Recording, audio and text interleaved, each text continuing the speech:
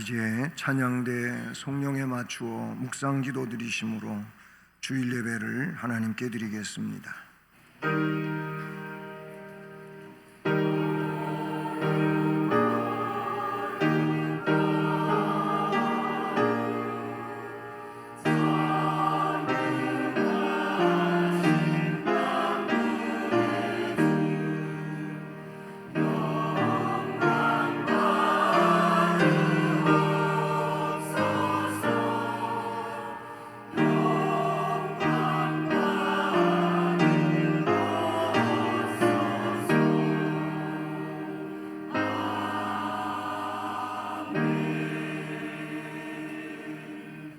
여호와를 경외하는 자들아, 너희는 여호와를 의지하여라. 그는 너희의 도움이시요 너희의 방패시로다. 높은 사람이나 낮은 사람을 막론하고 여호와를 경외하는 자들에게 복을 주시리로다. 아멘. 사랑의 하나님 아버지, 감사합니다. 우리가 주일 예배를 드릴 수 있도록 우리의 삶을 주장해 주시고 인도하시고 역사해 주셔서 이 귀한 시간 예배의 자리에 앉게 하시고 경배하게 하심을 감사합니다. 이 예배 시간 처음부터 끝까지 하나님께서 홀로 주장하시며 영광을 받으시옵소서. 예수 그리스도의 이름으로 기원드립니다. 아멘. 자리에서 일어나셔서 찬송 14장을 찬송하시겠습니다.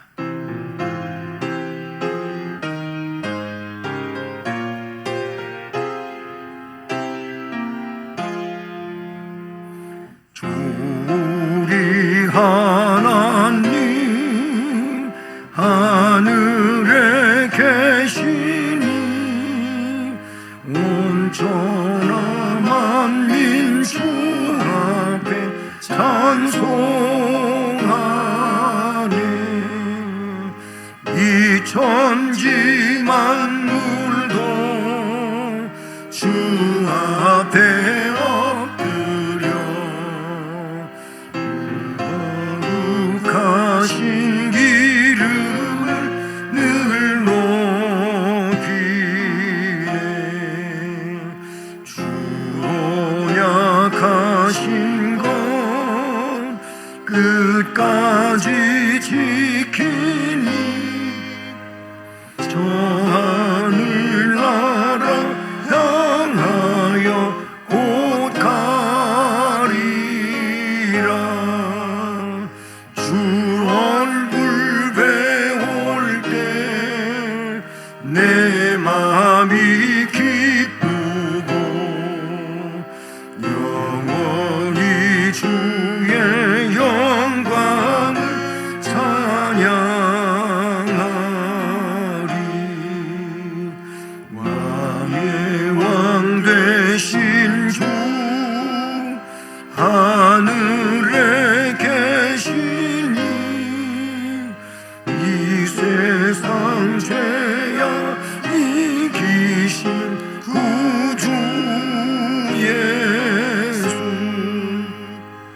저 천군 천사들 주 위하고서 우성도 함께 영원히 늘 섬기네. 성삼위일체께 승리한 무리들 다 기쁜 소리 높여서 감사드려. 창조주 하나님 내 주님 되시니 주 앞에 나도 엎드려 경배하네.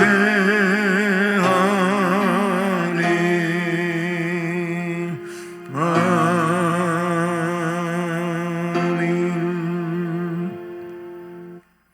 성시교독은 교독문 제23번 시편 43편 말씀을 교독하시겠습니다.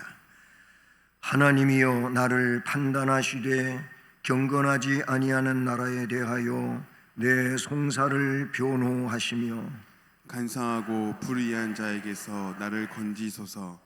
주는 나의 힘이 되신 하나님이시거늘 어찌하여 나를 버리셨나이까? 내가 어찌하여 원수의 억압으로 말미암아 슬프게 다니나이까?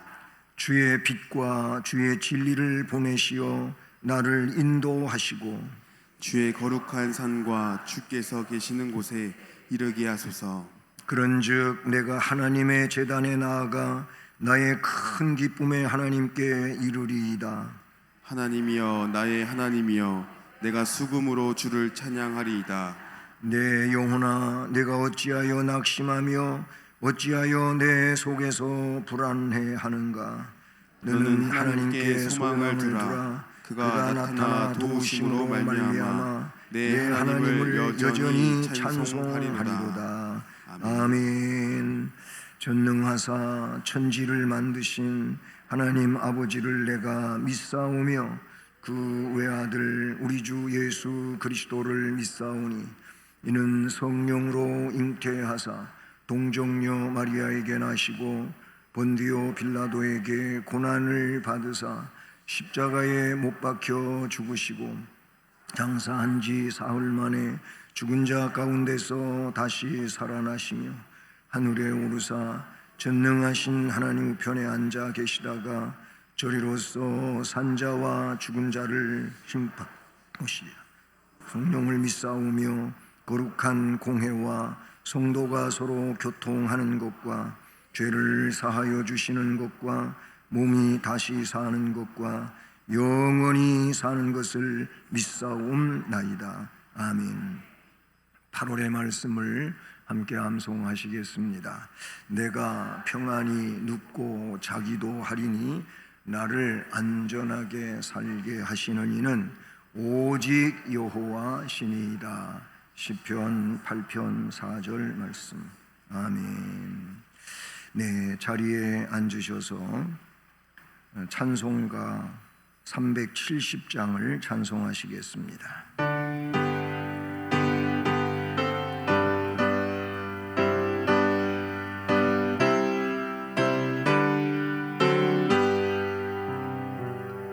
주 안에 있는 나에게 난 근심이 있으랴. 십자가 밑에 나가 내 짐을 풀었네. 주님을 찬송하면서 할렐루야 할렐루야. 내 앞길 멀고 험해도 나 주님만 따라가리. 그 두려움이 변하여 내 기도 되었고 전날의 한숨 변하여 내 노래 되었네. 주님을 찬송하면서 할렐루야 할렐루야. 내 앞길 멀고 험해도 나 주님만 따라가리. 내 주는 자비하셔서 늘 함께 계시고 내 궁핍함을 아시고 늘 채워주시네.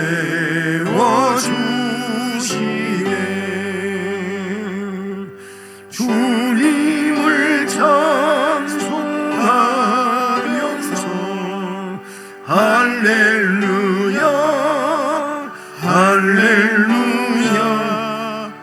내 앞길 멀고 험해도 나 주님만 따라가리.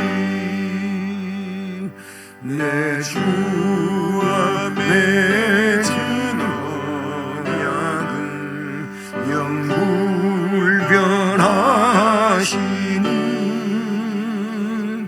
그 나라 가기까지는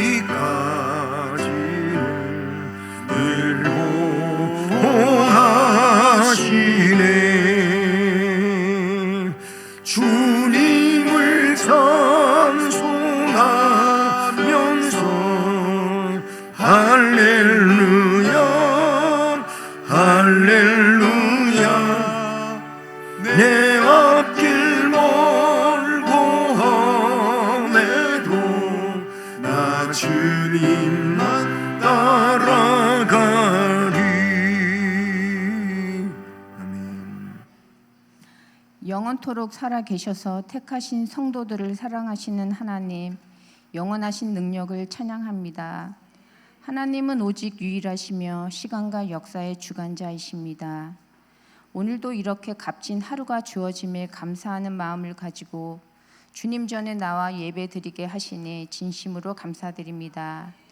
우리는 주의 종으로 선택받은 커다란 은혜에도 불구하고 일상에서는 여전히 세상적으로 살고 있음을 고백합니다. 용서하여 주세요. 혼탁한 세상 속에서 구별된 자로 본을 보이며 살아가게 하시고 욕심보다는 더불어 살아가며 베푸는 선한 마음과 지치지 않는 마음을 갖게 하여 주시길 기도드립니다. 주님의 화두인 사랑의 의미를 묵상하며 그리스도인의 삶의 기본인 복음, 말씀, 기도, 예배를 늘 생활 속에서 실천하는 성도들이 되게 하여 주시길 기도드립니다. 이상 기후 변화로 폭염의 날씨가 지속되는 가운데 모든 성도들 건강하게 여름 이겨낼 수 있도록 지켜주시옵고, 급변한 세상 속에서 소외된 자들에게도 늘 관심과 온정의 손길이 미칠 수 있는 따뜻한 사회가 될 수 있기를 기도드립니다. 이 시간 준비하신 말씀 전하시는 목사님의 말씀을 통하여 주님의 마음을 알아가는 귀한 시간 되게 하여 주시옵고, 영육간에 강건하게 붙잡아 주시길 기도드립니다. 늘 주님을 의지하며 예수 그리스도 이름으로 기도드립니다. 아멘.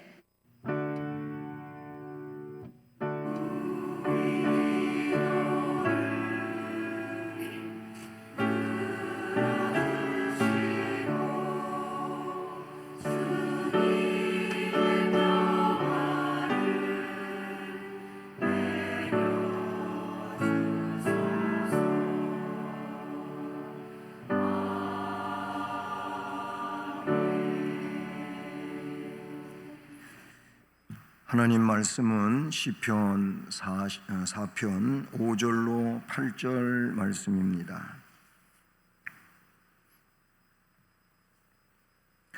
구약성경 806쪽 시편 4편 5절부터 8절까지 말씀 함께 봉독하며 봤습니다. 의의 제사를 드리고 여호와를 의지할지어다. 여러 사람의 말이 우리에게 선을 보일 자 누구뇨 하오니, 여호와여 주의 얼굴을 들어 우리에게 비추소서. 주께서 내 마음에 두신 기쁨은 그들의 곡식과 새 포도주가 풍성할 때보다 더하니이다. 내가 평안히 눕고 자기도 하리니 나를 안전히 살게 하시는 이는 오직 여호와이시니이다. 아멘.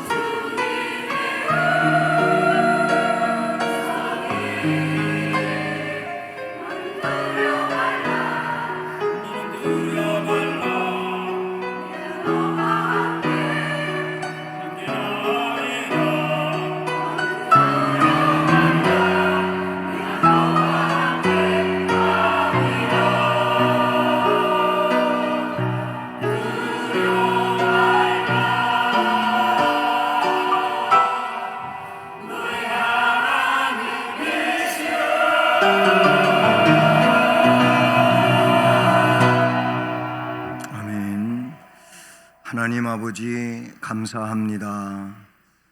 우리 안에 말씀을 허락하시고 그 말씀을 의지하는 믿음을 주시고 믿음으로 하나님께 영광 돌리며 하나님을 기쁘시게 할 수 있는 우리의 삶이 되게 하시니 감사합니다.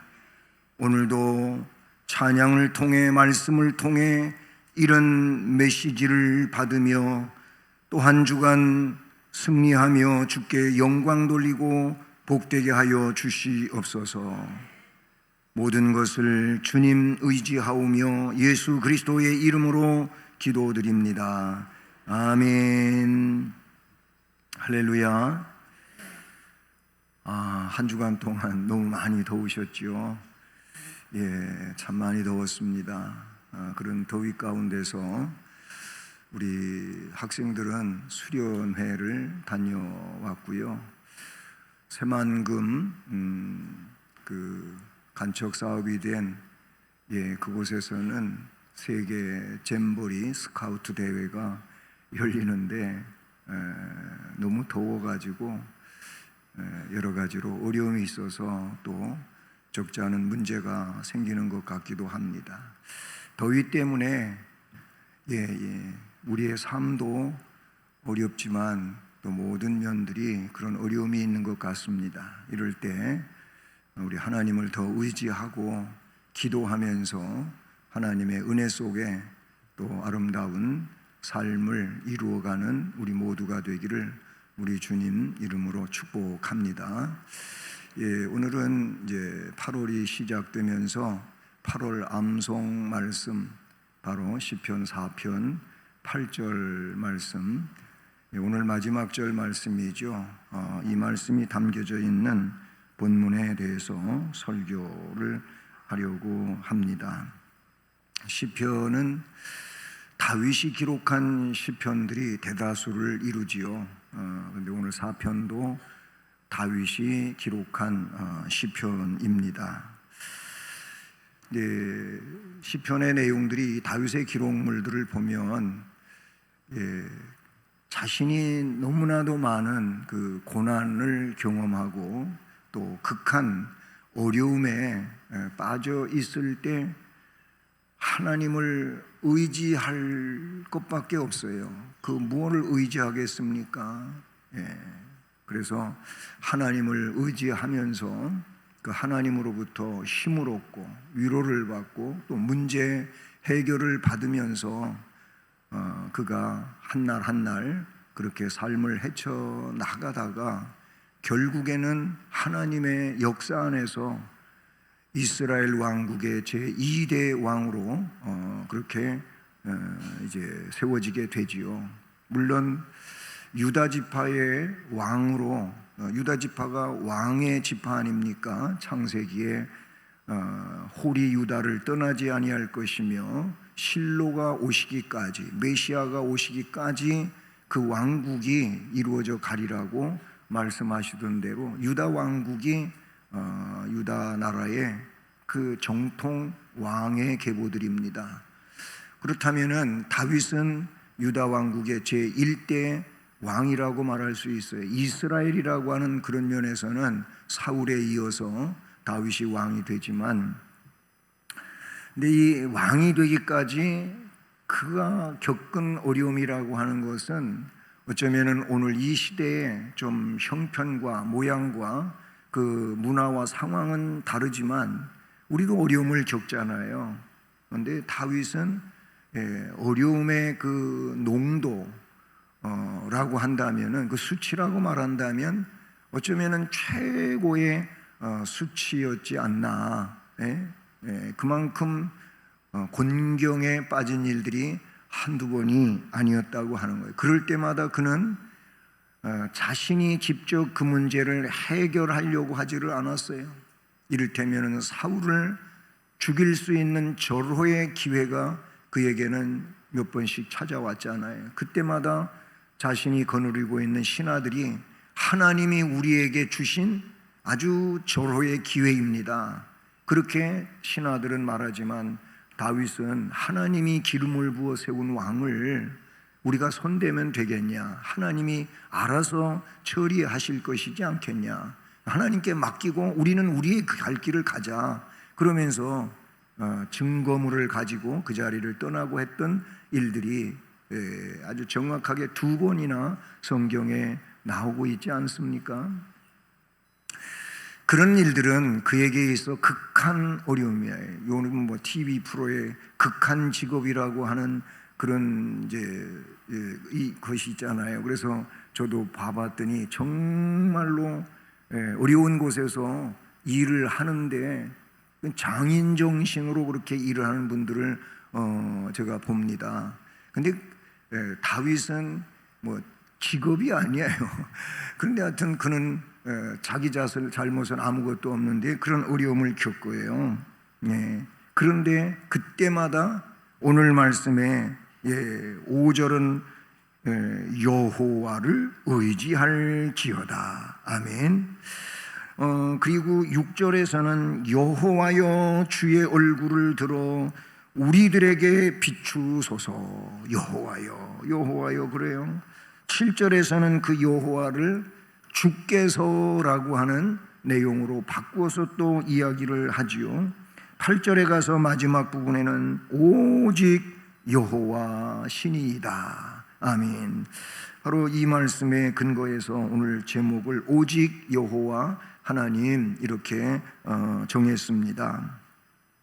여기서 오직이라고 하는 말은 히브리어의 바다드라고 하는 단어입니다. 이 바다드라고 하는 단어는 오늘은 오직이라고 이렇게 번역되었지만은 이보다 더 많이 쓰여진 우리말은 홀로라고 하는 거예요. 홀로 혼자, 그 누구도 없이 홀로. 그러므로 우리가 구원의 길이든 또 구원자든 하나님이시든 유일하신 분, 유일한 길이라고 유일이라고 하는 말을 쓴 것처럼 그런 의미를 가지고 있는 겁니다. 이 내용을 여러분 이사야 45장 5절로 7절 말씀을 보면 거기 이렇게 그 하나님이 직접 이사야 선지자를 통하여 증언하고 계십니다. 나는 여호와라 그렇게 말씀하시면서 다른 이가 없나니 나밖에는 신이 없느니라. 뭐 세상에는 사람들이 믿는 신들이 너무 많잖아요. 일본이라고 하는 옆나라에는 한때는 400만 신이라 그러더니 800만 신이라고 갑절로 늘어나 버렸어요. 일본을 뭐 많이 가보진 않았지만은 몇 번 가봤는데, 근데 진짜 신사가 많습니다. 동네마다 여기도 신당이 있고 저기도 신당이 있고 별게 다 신이에요. 거기 가보면은 이렇게 많은 신들이 있어요. 우리나라에 안에도 무속신앙의 종류들도 다양하고 그렇지 않습니까? 그런데 그것은 말 그대로 심리학자들이 이야기하는 것처럼 사람이 삶을 살아가는데 너무 두려워가지고 만든 신들이라고 볼 수가 있어요. 그러나 하나님은 우리가 만든 신이 아니에요. 하나님이 직접 오셔서 하나님을 계시하시며 믿으라고 하신 것이지요. 그런 점이 뚜렷하게 다른 점이라고 볼 수가 있는데, 그 이사야 45장에 나밖에 신이 없다, 다른 신이 없다, 너는 나를 알지 못하였을지라도 나는 네 띠를 동여줄 것이다. 또 해 뜨는 곳에서부터 지는 곳에서든지 나밖에 다른 이가 없는 줄을 알게 하리라. 나는 여호와라. 다른 이가 없느니라. 나는 누구냐? 빛도 짓고 어둠도 창조하며 나는 평안도 짓고 환난도 창조하나니 나는 여호와라. 이 모든 일을 행하는 자니라 하였노라. 유일하신 하나님, 창조자가 되시고 영원에서 영원까지에 이르는 하나님이심을 바로 이사야 45장에서 잘 말씀해 주고 있는 것을 봅니다. 하나님, 우리가 섬기는 하나님, 우리가 믿는 예수 그리스도는 유일하신 분이라는 사실이지요. 여러분, 이 믿음 안에서 하나님으로부터 그 삶에 중요한 지침을 받으시고 그 삶으로 생활을 살아가는 은혜가 함께하기를 주님 이름으로 축복합니다. 우리가 예수를 믿지 않습니까? 예수를 믿으면 생활에 먼저 일어나는 게 뭐냐면 생활 그 외적인 자체보다도 이 마음에서부터 변화가 일어나는 것이죠. 제일 먼저 이 마음 속에 절대자이신 하나님 또는 구세주이신 예수 그리스도를 믿으면 이 마음 속에 자리 잡는 것이 평안이라고 하는 것입니다. 이 마음에 평안이 생겨요. 그런데 좀 아이러니하게도 예수를 믿으면서도 왜 자주 낭망을 하고 불안해하며 마음에 평안이 있다가 없어지는 것입니까? 그것은 사실은 하나님에 대한 온전한 믿음과 그 하나님을 의지하는 의지 또는 신뢰심이 그 마음속에 결여되면서 내 마음속에 소유에 대한 집착들 때문이라고 볼 수가 있는 거예요. 이 마음속에 소유에 대한 집착하면 집착할수록 마음의 평안이 깨지는 거죠. 이 소유에 대한 집착이라고 하는 것은 자족이라고 하는 현재 상태에서 만족하게 여기는 것보다는 오히려 좀 레벨이 높여서 그래서 그 상향된 내용으로 내 마음을 채우고자 하니까 이게 내 마음 속에서 이루어지지 아니하므로 그것이 불안한 것이고 그것이 또한 불만족 상태가 되는 것이죠. 집착하면 마음의 평안이 깨져요. 마음의 평안이 깨지면은요 기쁨이 없어져요. 기쁨이 상실되면 그 순간부터 원망하고 불평하고 또는 낙심하는 이런 상황이 된다는 사실이죠. 우리는 그러므로 소유에 대한 집착을 버려야 돼요. 하나님이 나와 함께 하심을 믿고 모든 것이 하나님 은혜로 하나님 뜻대로 되어짐을 기억하면서 그 하나님을 올바로 경외하고 그 믿음으로 지금의 삶을 하나님 의지하며 살아갈 때 거기에 평안은 유지될 수가 있고 또한 그 마음에 기쁨도 있고 감사도 있게 되는 줄로 믿습니다. 빌립보 4장 11절로 13절 말씀을 보면 바울 사도는 성령 안에서 이런 고백을 합니다.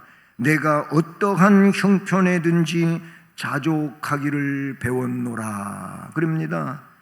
나는 비천에 처할 줄도 알고 풍부에 처할 줄도 알아서 모든 일 곧 배부름에도 배고픔에도 풍부함에도 궁핍함에도 처할 줄 아는 일체의 비결을 배웠노라. 배부르면 좋고 또 등이 따뜻하면 좋고 이거는 누구나 다 좋아하는 일들 아니겠습니까? 근데 그 반대로 배가 고프면 왠지 욕구불만이 생기는 것이고 추워도 그런 것이죠. 이렇게 차이를 두고 있어요. 이럴 때는 좋지만 이럴 때는 안 좋은 불만이 되는 불평이 되는 이런 일들이 일어난다는 거예요. 그런데 성령의 사람 바울은 또는 하나님의 은혜를 믿고 지금 그 은혜 속에서 현실을 살고 있다고 하는 바울 사도는 풍부에 처할 줄도 알고 비천에 처할 줄도 안다고 합니다. 배부름에 처할 줄도 알고 배고픔에 처할 줄도 안다는 겁니다. 이럴 때도 감사가 있고 이럴 때도 감사가 있다는 것이지요. 그것을 빌립보 4장 11절로 13절에서 말씀하고 있습니다. 그러려면 어떻게 해야 되느냐? 오늘 말씀에서 그 비결을 우리에게 가르쳐주고 있는데 바로 그것이 첫 번째로 여호와를 의지하라 라는 겁니다. 5절에 의의 제사를 드리고 여호와를 의지할지어다. 아멘. 여기서 의의 제사를 드리고라고 했는데 이 의의 제사는 뭐예요? 우리가 예배자로서 이 말을 적용을 시켜본다면 올바른 예배자로, 그런 의미예요. 예배를 다 같이 뭐 수십 명, 수백 명, 수천 명 혹은 수만 명이 예배를 드린다 할지라도 그 예배자의 마음은 서로 다를 수 있어요. 네, 정말로 이 말씀처럼 의의 예배를 드리는 사람이 있는가 하면은 그런 의의 예배가 아닌 그런 입장으로 예배 드리는 자도 없지 않아 있을 수 있는 거죠. 그래서 우리가 예배 모범이라고 하는 우리 교단 혹은 장로교회에 어떻게 하는 것이 예배를 잘 드리려고 하는 것이냐, 그것이 예배 모범인데 거기에 보면은 예배를 드릴 때 찬송은 어떻게 불러라, 기도는 어떻게 해라, 말씀의 경청은 어떻게 해라, 헌금은 어떻게 해라, 이런 얘기가 그 예배 모범에 쫙 나와 있어요. 우리는 그런 기준을 가지고 예배자로서 올바로 예배를 드려야 하나님을 하나님으로 인정하는 것이고, 그리고 하나님께서 주시는 복을 받는 그런 예배자가 된다는 것이죠. 의의 제사는 그걸 말하는 거예요. 의의 제사를 드리고, 의의 제사를 드리라는 거예요. 몸은 여기 앉아 있는데 마음은 지금 딴 데가 있다면은 이게 의의 제사가 될 수 있겠느냐, 그런 여기에다가 우리의 모든 것을 집합을 시켜야 된다는 사실이죠. 그래야 된다는 말. 의의 제사를 드려라. 그리고 여호와를 의지할지어다. 아멘. 근심, 걱정이 많은 시대에 평안하게 살고자 하는 것은 사람의 공통분모 아니겠습니까? 지난 한 주간은 정말 너무너무 힘들었어요. 여러분도 그랬겠죠. 그 힘들다고 하는 게 더워서도 그랬지만은 왜 이렇게 칼 가지고 사람을 찌르고 베고 한 일들이 일어나 가지고 그전 것까지도 소환돼 가지고 어디에서는 제자가 스승을 그랬다, 아니면은 애가 어른을 그랬다, 이런 얘기가 아주 집합적으로 여러 가지가 인터넷 기사로 도배를 할 정도로 나오다 보니까 참 그런 것들이 너무나도 힘든 일이 아니었는가라는 거예요. 모든 사람이 평안히 살고자 하는 것은 공통 분모인데 날이 갈수록 세상은 더 험해지고 악해지고, 그리고 사람으로서는 할 수 없는 이런 일들을 벌이는 이런 일들이 우리의 주변에서도 일어나고 있다는 사실이죠. 바람대로 되지를 않는 거예요. 행복하고 평안한 삶을 원하는 공통분모와는 달리 그렇지 않은 현상들이 벌어지고 있다, 그런 얘기죠. 우리들의 행복을 파괴하는 내면의 적들 가운데 가장 강력한 적은 죄라고 하는 것입니다. 이 죄가 있으면 마음은 평안하지를 않습니다. 그 마음은 불안할 수밖에 없는 것입니다. 죄를 짓고 행복한 사람은 그 누구도 없어요. 죄를 짓는 그 순간부터 사람들은 무섭고 사람들이 두렵고 저 사람한테 맞닥뜨려서 올바르게 그렇게 관계를 맺을 수가 없고, 이런 것이 죄라고 하는 것이지 않습니까? 얼마 전에도 어떤 기사를 읽다 보니까 그냥 태연히 가면 아무 일도 일어나지 않을 일인데 이게 불법 체류자 외국인이에요. 그 외국인이라 할지라도 경찰이 오든 말든 그냥 자기 갈 길을 태연히 가면 될 텐데, 자기가 불법 체류하고 이제 누구한테 붙잡히면은 강제 이제 추방을 당해야 되는 상황이니까 저기서 경찰들이 2명이 이렇게 자기 있는 쪽으로 오니까 그냥 뒤로 돌아서 천천히 걸어가도 될 일을 그냥 후닥닥 뛰어서 막 가니까 경찰이 그걸 딱 봤는데 저 사람 뭔가 문제 있다. 그래서 경찰들이 또 얼마나 훈련을 받았겠어요. 빨리 뛰어가기도 하겠지만은 쫓아갔어요. 잡았어요. 잡아갖고 알고 보니까 이 사람은 추방당해야 될 불법 체류자였다는 거예요. 그러니까 자기가 그런 문제가 있어요. 그래서 도망갔다는 거예요. 예? 뭐 그런 얘기도 있잖아요. 미국에서 어떤 저명 인사 한 10명에게다가 당신의 그 잘못된 거를 다 알고 있다. 알고 있으니 열흘 내로 빨리 도망가라. 그런 메시지를 보냈더니 10명이 다 도망가고 없더래요. 믿거나 말거나 같은 얘기지만 사람은 뭐예요? 자기가 문제가 있으면 떳떳하지가 않으니까 피하여 숨는 것이 사람들의 통례가 아니겠습니까? 평안이 깨지는 거예요. 양심의 가책이 와요.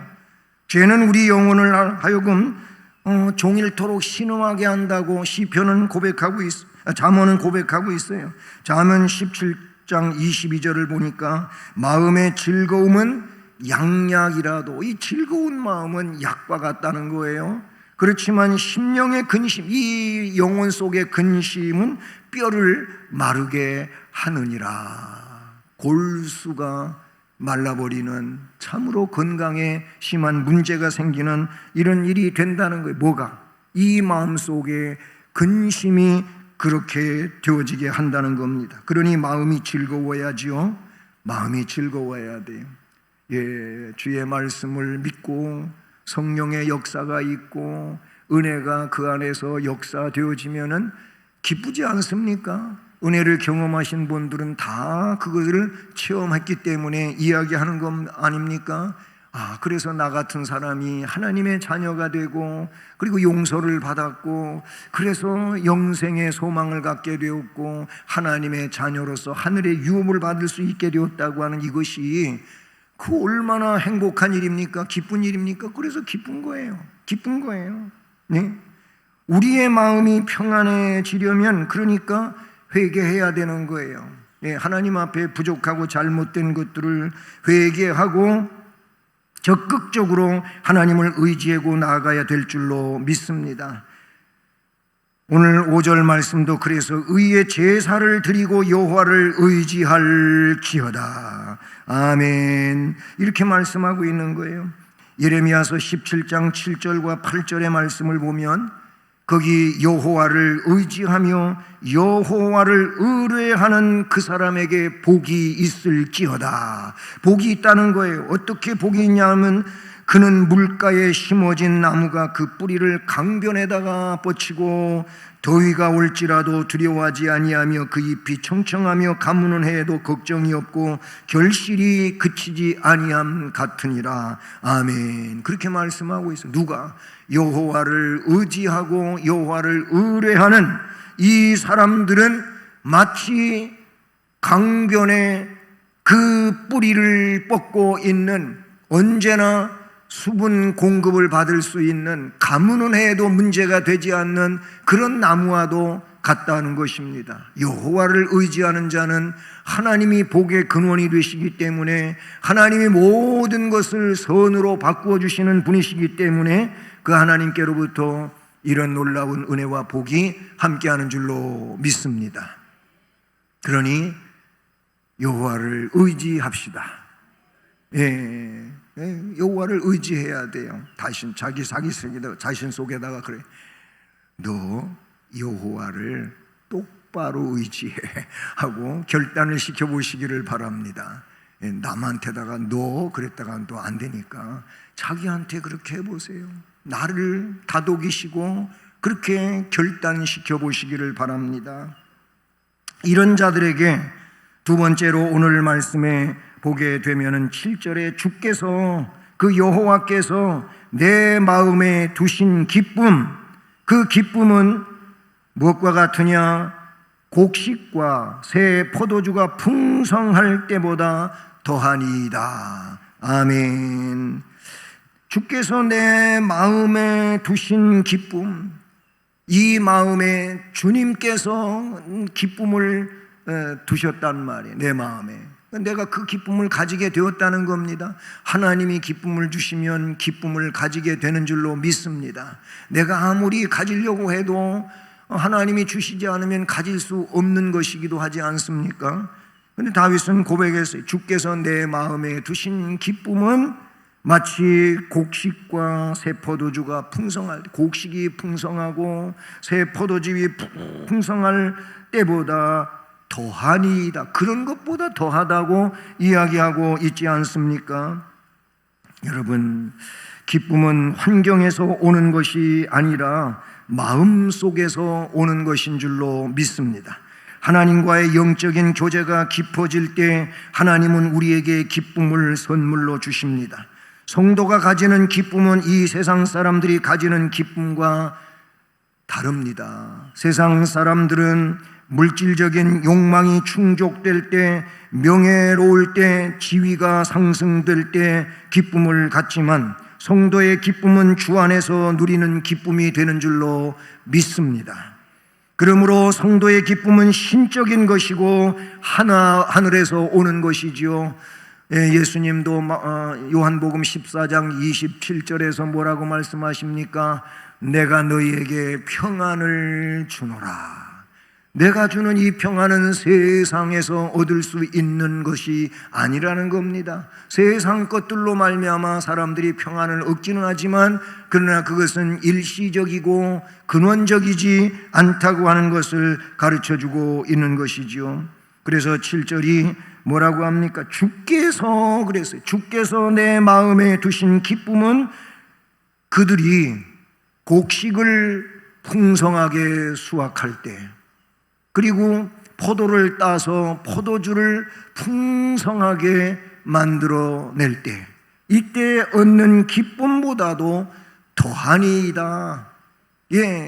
더 플러스되는 이런 상황이라고 이야기하고 있잖아요. 커다란 마트에 가가지고 저거 사고 싶었는데 마침 보니까 1+1이요. 1+1이 하나의 값으로 2개를 사는 이런 상황이 됐어요. 그래서 그것 가지고도 또 좋아하시는 분들이 있더라고요. 마침 사고 싶었는데 하나 사는데 2개를 살 수 있어요. 제가 얼마 전에 여름에 입어야 할 바지가 좀 낡고 그래가지고 사실 갔어요. 갔는데 이게 1+1이요. 79,000원짜리더라고요. 그런데 79,000원에 2개를 샀어요. 그런데 그게 굉장히 좋더라고요. 그런 것 가지고도 사람들이 기쁨을 잠시 동안이나마 느껴보지 않습니까? 그런데 우리 하나님은 풍성한 수확할 때보다도 더 기쁜 기쁨을 우리 마음에 두신다고 말씀을 하고 있어요. 오늘날로 이건 농사를 짓고 살던 옛시대에 많이 경험할 수 있는 일이겠지만은, 그런데 이거를 오늘 우리가 사는 삶의 현장에서 이야기한다면은 뭐겠어요? 풍성한 이익을 봐서 너무 법적인 그런 한도 내의 이익보다 이상한 이익을 받으면 그거는 안 되는 것이겠지만, 그런데 그런 정도에 대하여 이익을 봤어요. 매출을 올렸어요. 우리 학생들은 내가 공부 열심히 하긴 했지만 내가 기대하던 성적보다 더 좋은 성적을 얻었어요. 그러면 기쁘지 않겠습니까? 안 기뻐요? 아주 안 기쁜 얼굴들인 것 같아. 나는 그런 일을 못 만나서 그렇습니까?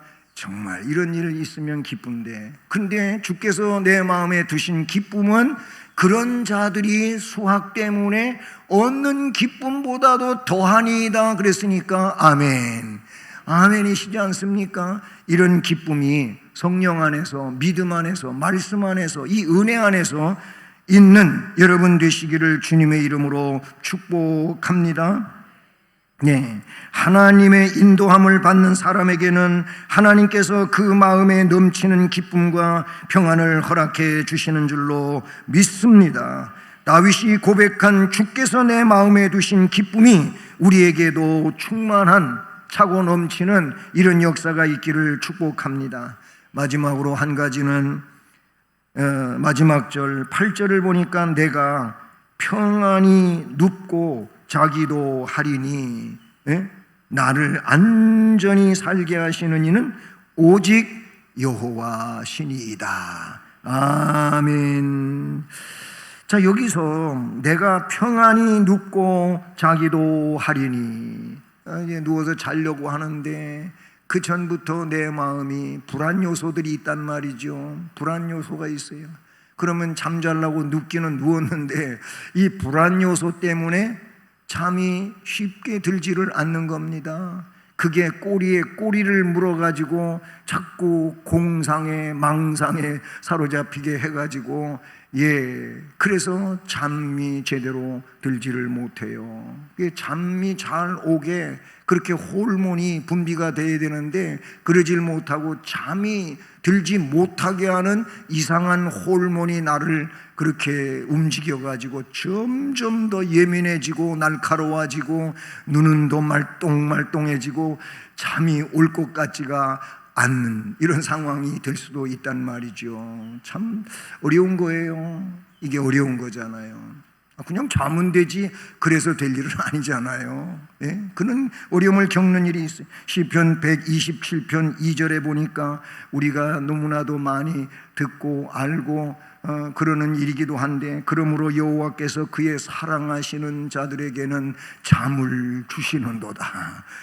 그래서 잠을 잘 자는 사람은 하나님의 사랑을 받는 자라고 그렇게 말하는 사람도 있지 않습니까? 내가 평안히 누워야 되고 그래서 잠을 자야 된단 말입니다. 나를 안전하게 살게 해주시는 이는 오직 여호와이시니까, 다시 앞으로 돌아가서 얘기했는데, 그러니까 그 여호와를 의지해야 된단 말이죠. 그 여호와를 의지해야 돼요. 그 여호와로 하여금 얼굴빛을 나한테 비춰주십시오. 그것은 바로 6절 말씀인데, 그렇게 해야 된다는 말. 하나님 내 마음에 기쁨을 주셔야 내가 기쁠 수 있다는 것이요. 그런 사람이 평안한 것이고, 그래서 평안히 누울 수가 있고 잠을 잘 수가 있게 되는 줄로 믿습니다. 본문의 다윗은요, 사실 압살롬이 쿠데타를 일으켰어요. 왕권을 빼앗으려고 아들이 왕좌를 차지하고 아버지인 다윗은 신발도 못 신고 그렇게 맨발로 왕궁을 빠져나서 도망을 가야 되는 이런 상황이 된 겁니다. 그런데다가 가다가 산비탈에서 시므이라고 하는 사울 가족의 한 사람이 얼마나 저주를 퍼부어대는지, 그리고 막 티끌을 날리고 다윗을 조롱하고 욕을 하고 그러는 겁니다. 그러니 이게 아들 때문에도 마음이 그런데 그 사울 지파의 시므이라고 하는 사람 때문에도 이 마음에 너무나도 이 평안치가 않은 거예요. 그런 상황에 사실은요. 그래서 이 신하들이 저 시므이를 가서 그냥 당장 칼로 벨까요? 그랬더니 다윗이 하는 말이 그래요. 내 아들도 왕권을 빼앗아 내가 지금 도망가는 마당에 사울 일가 사람이 나를 그렇게 하는 거, 뭐 하나님이 시켜서 하는지도 모르니까 내버려 둬라. 그러잖아요. 그리고 가잖아요. 하여튼 그런 상황이에요. 그런 상황인데, 그런데도 불구하고 다윗은 이 말씀에 평안히 눕고 자기도 하리니 이렇게 할 수 있었다고 하는 것은 말 그대로 하나님을 전적으로 의지하는 데서 그렇게 이루어지는 내용이지 않나 하는 것입니다. 시편 23편 1절에 그래서 그 유명한 시편이지 않습니까? 여호와는 나의 목자시니 내가 부족함이 없으리로다. 아멘. 옛날 어린이 찬송가에는, 우리 찬송가에 다시 그게 수록이 됐어요. 하나님은 나의 목자시니 내가 부족함이 없으리로다. 나로 하여금 푸른 풀밭에 눕게 하시며 잔잔한 물가로 인도하여 주시네. 아멘.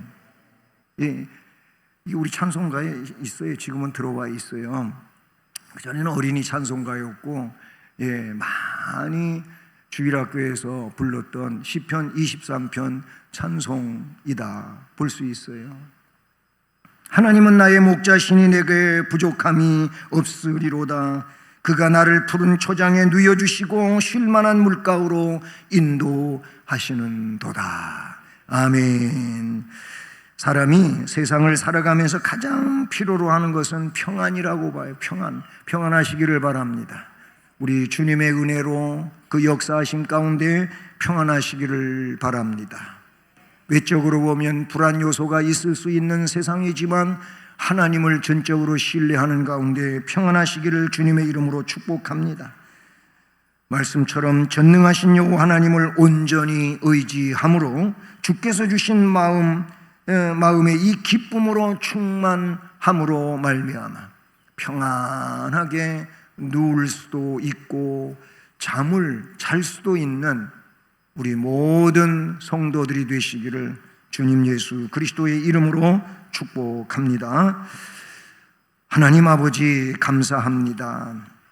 8월 달에는 시편 4편 8절 말씀을 우리가 암송합니다. 이 암송의 말씀을 통하여 오늘의 말씀을 늘 기억하면서 하나님 의지하게 하시고 하나님 주시는 마음의 기쁨 가지고 행복하게 살게 하시고 평안 속에 평안하고 또 누울 수도 있고 잠을 잘 수도 있는 우리가 되게 하옵소서. 불안 요소가 너무나도 팽배해가고 있는 세상 속에서 하나님의 은혜로 평안한 자 되게 하시고 평안한 것처럼 삶이 안전하게 지켜지는 주의 백성들 되게 하옵소서.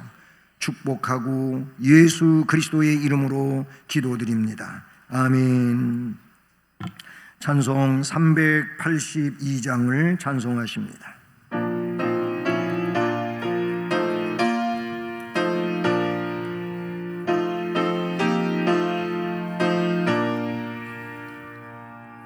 너 근심 걱정 말아라 주 너를 지키리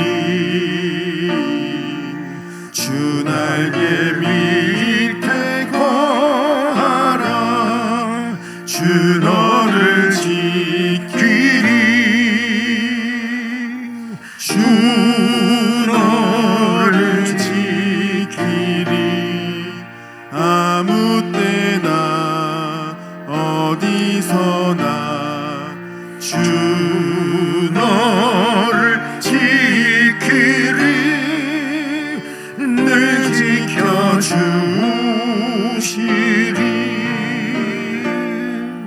어려워 낙심될 때에 주 너를 지키리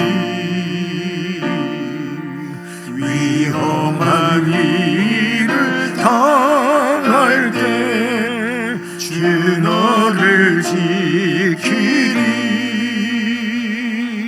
주 너를 지키리 아무 때나 어디서나 주 너를 지키리 늘 지켜주시리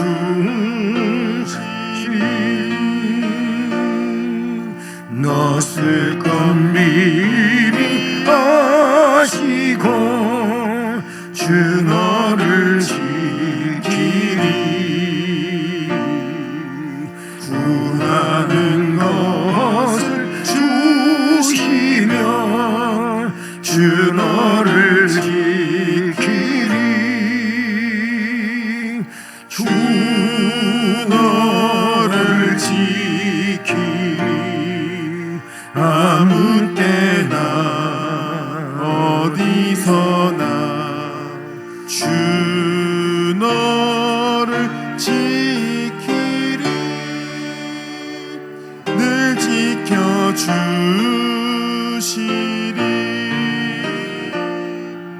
어려운 시험 당해도 주 너를 지키리 구주의 품에 거하라 주 너를 지키리 주 너를 지키리 아무 때나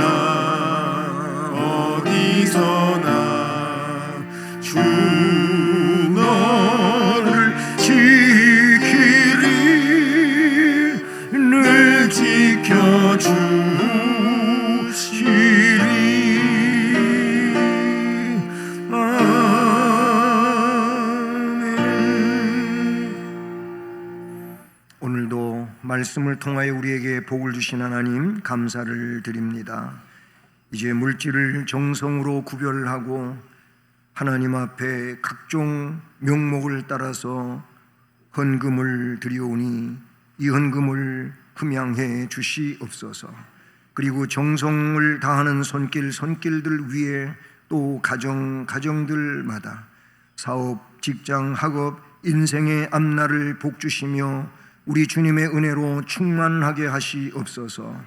그리고 기쁘고 즐겁고 건강하고 행복한 삶을 살게 하시옵소서.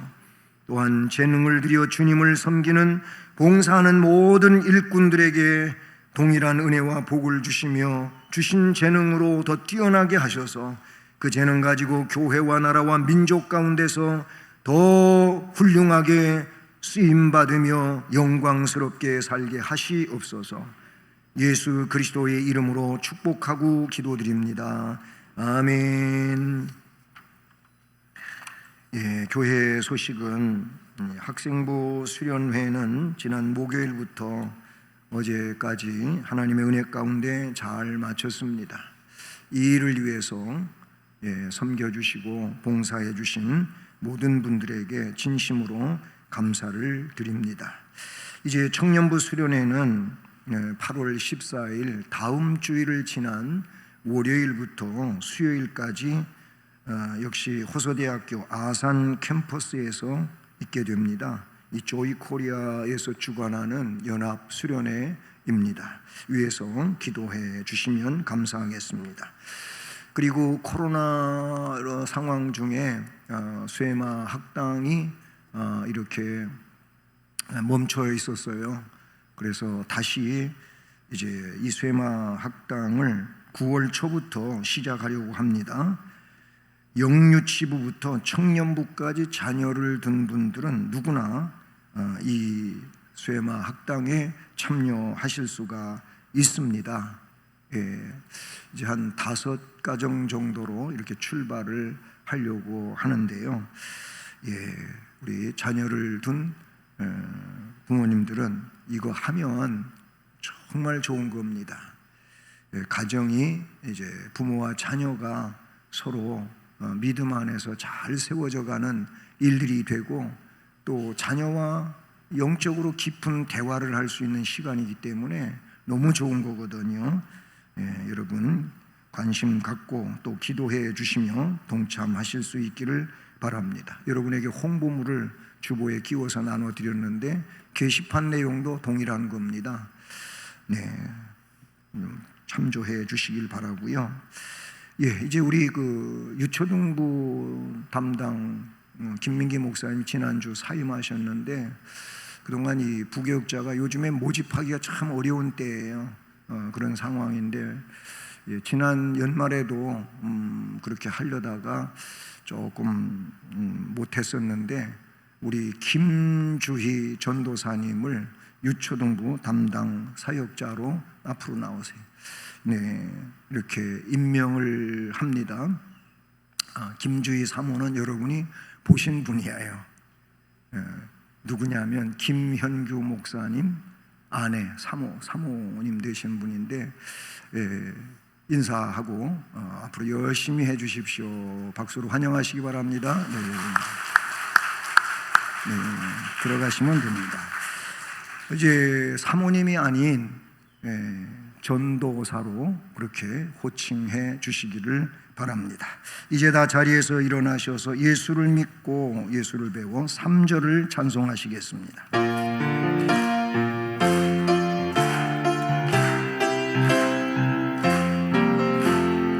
내 몸과 같이 이웃을 사랑 다정히 지내고 온 정성 다해 주님을 사랑 교회를 바꾸네. 우리나라 즐거운 나라 우리나라 복받은 나라. 이제 주 예수 그리스도의 은혜와 하나님 아버지 지극한 사랑과 성령 하나님 교통, 위로, 인도, 보호 깨닫게 해주시며 충만하게 하시는 역사가 오늘도 말씀을 들으며 그 말씀 안에서의 삶을 위해 결단하고 나아가는 성도들 머리머리 위에 가정, 일터, 앞날과 교회와 민족 위에 이제로 영원까지 함께 계실지어다. 아멘.